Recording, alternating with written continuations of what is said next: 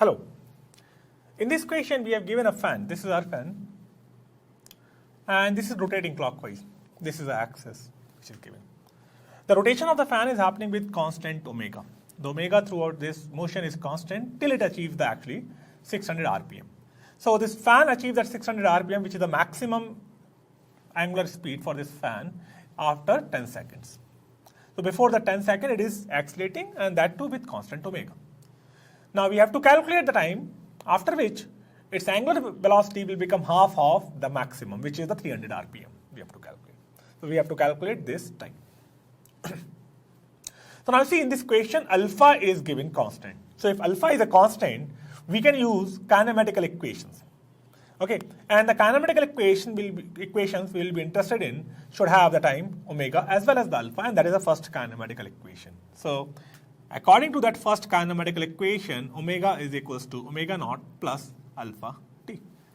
In this equation, omega is the omega at time t, omega naught is the omega at t0, and alpha is the angular acceleration.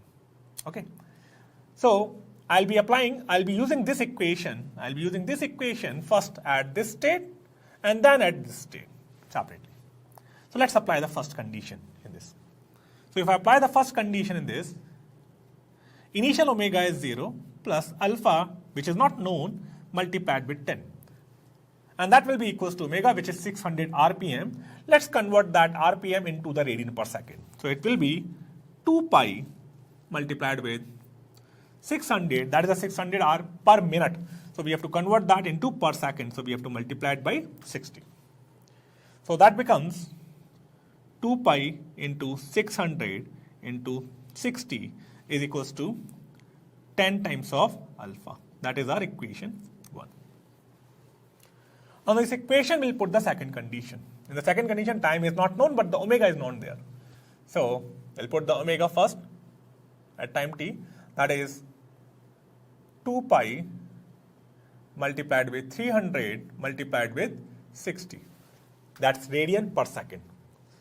And that's equals to 0 plus alpha times of t, or 2 pi into 300 into 60 is equals to alpha times of t. That is my equation 2.